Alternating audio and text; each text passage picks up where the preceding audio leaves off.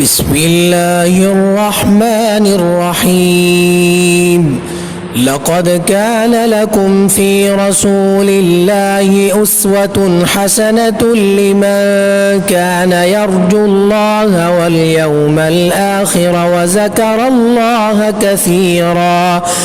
ولما رأى المؤمنون الأحزاب قالوا هذا ما وعدنا الله ورسوله وصدق الله ورسوله وما زادهم إلا إيمانا وتسليما.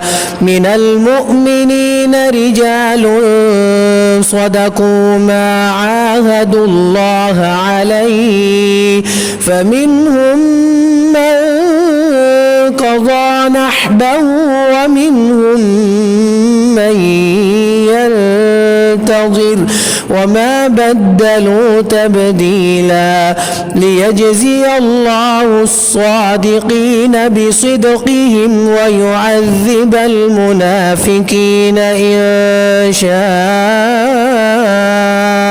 أو يتوب عليهم إن الله كان غفورا رحيما.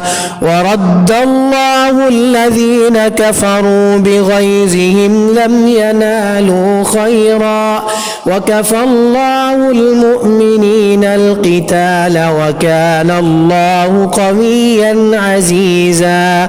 وأنزل الذين ظاهروهم من أهل الكتاب من صياصيهم وقذف في قلوبهم الرعب فريقا تقتلون وتأسرون فريقا. وأورثكم أرضهم وديارهم وأموالهم وأرضا لم تطئوها وكان الله على كل شيء قديرا. يا أيها النبي قل لأزواجك إن كنتن تردن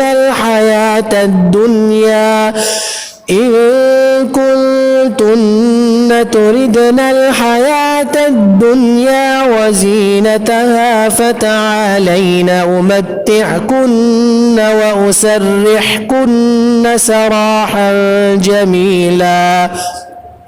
وإن كنتن تردن الله ورسوله والدار الآخرة فإن الله أعد للمحسنات منكن أجرا عظيما.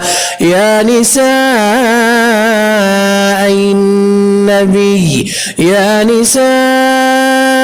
النبي من يأت منكن